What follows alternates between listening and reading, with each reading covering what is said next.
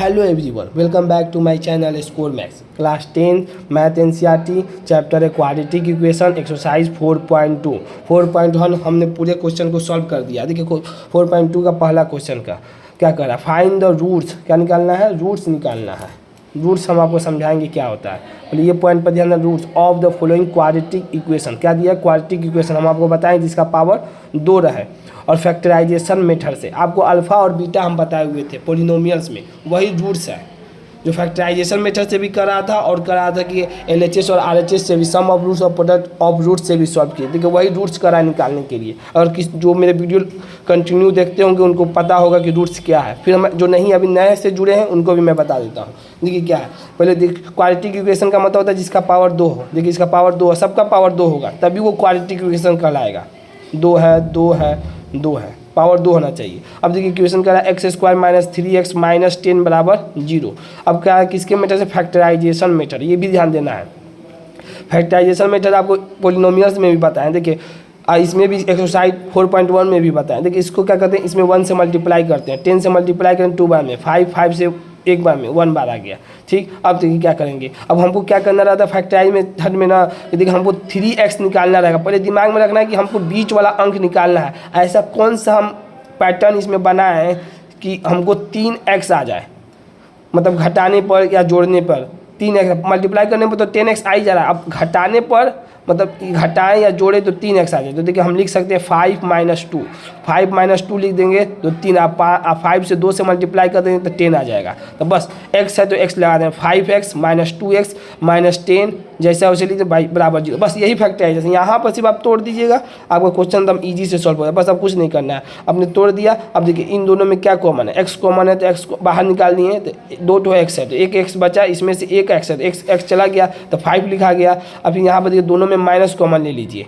Minus common लेने का purpose ये होता है ना, ये प्लस साइन और ये प्लस साइन, प्लस होगा यहाँ पे, क्योंकि माइनस माइनस प्लस होगा ना, ये दोनों सेम होना चाहिए। क्योंकि अब ये दोनों में भी देखिए हम एलसीएम कॉमन ले सकते हैं, x + 5। इसीलिए हमको यहाँ पर साइन माइनस लेना पड़ता है कि इसको भी हमको सेम करना है और इसको भी सेम करना है। तो देखिए -2 कॉमन ले लिए तो सिर्फ x बचेगा यहाँ पर। 2 से 5 बार में कितना, अगर 2 से 5 बार में करेंगे तो कितना बार में जाए, 2 × 5 = 10, तो 5 यहाँ पर लिया। यहाँ पर अगर नहीं भी समझ में आए तो 2 से यहाँ पर डिवाइड कर दीजिए, जितना अगर 5 बार। देखिए ये दोनों सेम हो गया, तब इन दोनों में हम कॉमन ले सकते हैं x + 5। तो क्या बचेगा, x - 2 बचेगा। और किसके बराबर हो जाएगा, 0 के बराबर हो जाएगा। एक बार इसको 0 के बराबर कर दीजिए और एक बार इसको 0 के बराबर कर दीजिए। तो x + 5 = 0, तो x = -5 हो जाएगा और x - 2 = 0 हो जाएगा, तो x = 2। बस यही रूट्स हो। 2 रूट्स क्यों आए, क्योंकि पावर 2 है।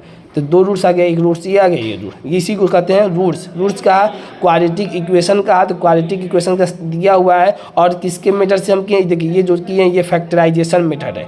ये दोनों से जो मल्टीप्लाई किए, तीनों आपका कॉन्सेप्ट क्लियर हो। क्वेश्चन को ध्यान से पढ़िए, एनसीईआरटी का क्वेश्चन का स्टेटमेंट ध्यान से पढ़िएगा, तब जाके आपका कॉन्सेप्ट क्लियर और तब आपको एग्जाम में फुल मार्क्स मिलेगा। देखिए दूसरा क्वेश्चन क्या कर रहा है, 2x² + x - 6 = 0। क्या करना है, फैक्टराइजेशन में। तो हम आपको बताएं पहले इन दोनों से पहले मल्टीप्लाई होगा। तो 6 दूना का कितना हो गया, 12। 12 का फिर क्या करें, फैक्टर निकालेंगे सबसे छोटे वाले से। तो 2 से किए 6 बार, फिर 2 से करें 3 बार में, 3 से किए 1। अब हमको क्या निकालना, x निकाल। ऐसा हम जोड़ें या घटाएं कि हमको x आ जाए। तो देखिए 2 दूना के 4, तो 4 -3 कर देंगे और 2 × 2 अब -3 कर देंगे। तो 4 - 3 तो कितना बचा, 1 बच रहा है। तो सिर्फ x लगा देना है। तो 4x - 3x कितना बचा, 1 बचा है। तो 1x आएगा, तो 1x सही है। इसमें मल्टीप्लाई कर दीजिए, 4 और 3 कितना आ गया, इन दोनों का मल्टीप्लाई कितना आ गया, 12 हो गया। बस यही फैक्टराइजेशन है। इसको आप समझ जाइएगा, आपको हैबिट हो जाए, इसी क्वेश्चन को बार बार कीजिए, आपको उस कॉन्सेप्ट क्लियर हो जाएगा। देखिए अब दोनों में क्या कॉमन ले सकते हैं, 2 से ये भी डिवाइड हो जाएगा, 2 ये भी है। तो 2 से दोनों डिवाइड, तो 2 ले लिए, x दोनों में है तो x ले लिए। तो यहाँ पर सिर्फ 2 है तो 1x बचा, यहाँ पर 4, 2 से डिवाइड कर देते कितना बचा, 2 बचा। ये हो गया। यहाँ पर माइनस लेंगे, क्या बताया था कि माइनस इसलिए कि ये दोनों सेम होना चाहिए। जब माइनस कॉमन लेंगे -3 तो माइनस और माइनस क्या हो जाएगा, यहाँ पर प्लस, तो प्लस x हो गया। फिर माइनस कॉमन ले लिए तो माइनस और माइनस क्या हो जाएगा, प्लस हो जाएगा, तो +2। अब देखिए x + 2 दोनों में कॉमन ले लेंगे तो क्या बचेगा, 2x - 3। अब इसको भी किसके बराबर करना है, 0 के बराबर करना है। तो 0 के बराबर जब इसको किए तो x + 2 = 0, तो x का वैल्यू कितना, -2 हो जाएगा। 2x - 3 = 0, तो x का वैल्यू कितना है, 3/2। यही आपका आंसर हो गया। क्वेश्चन नंबर 3 देखिए क्या कर रहा है, √2x² प्लस 7x प्लस 5√2 बराबर 0। अब रूट वाले में बच्चे को बहुत कन्फ्यूजन है। देखिए हम बहुत ईजी से आपको समझाते हैं।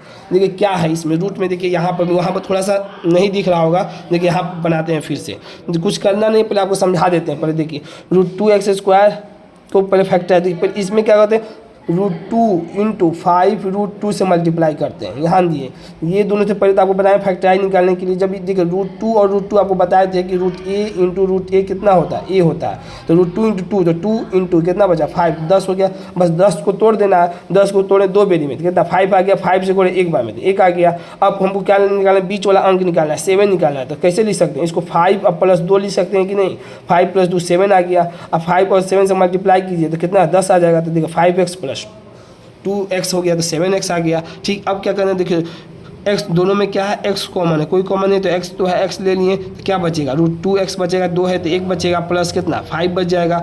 यहाँ पर ध्यान देना है 2, देखिए हम 2 को क्या लिख सकते हैं, √2 × √2 लिख सकते हैं कि नहीं, इससे मल्टीप्लाई किए तो ये वैल्यू आ जाएगा। बस यहाँ पर वही किए हैं कि √2 को √2 × √2 किए हैं, एक √2 कॉमन ले लिए तो एक √2 बचेगा, तो एक √2 बचेगा तो √2x हो गया। यहाँ पर √2 तो कॉमन है, ये कर दिया तो क्या बचेगा 5 बचा। बस यहीं पर ध्यान देना, √2 × √2 क्या होता है 2 होता है, तो एक √2 यहाँ पर लिख दिए, माने ये √2 × √2 है, तो √2 में एक √2 ले लिए तो एक √2 बच गया। इस तभी तो लिख सकते हैं, बस यही ध्यान देना, इसीलिए आपको बताए थे पोलिनोमियल्स में भी आप ध्यान दीजिए, एक्सपोनेंट एंड रेडिकल जब पढ़ा रहे थे तो। अब देखिए x यहाँ पर कॉमन ले लिए तो ये √2 ले लिए, तो अब क्या बचा, इन दोनों में कॉमन क्या ये है, √2x + 5 है तो क्या बचा x + √2। अब देखिए 0 के बराबर कर दीजिए इसको तो कितना हो जाएगा, लेफ्ट साइड जाएगा तो -5/√2 हो जाएगा। नीचे में रूट नहीं होता है तो -5/√2 इंटू रेशनलाइज करना होगा, आपको रेशनलाइज भी बताया है, ध्यान दीजिएगा पोलिनोमियल चैप्टर में। -5√2 बाई में कितना हो जाएगा 2, ये आंसर होगा, कारण नीचे में रूट्स नहीं होता है। अब दूसरा में -√2 हो गया। ठीक, ये आपका आंसर होता है। तीसरा चौथा में देखिए 2x² - x + 1/8 बराबर 0।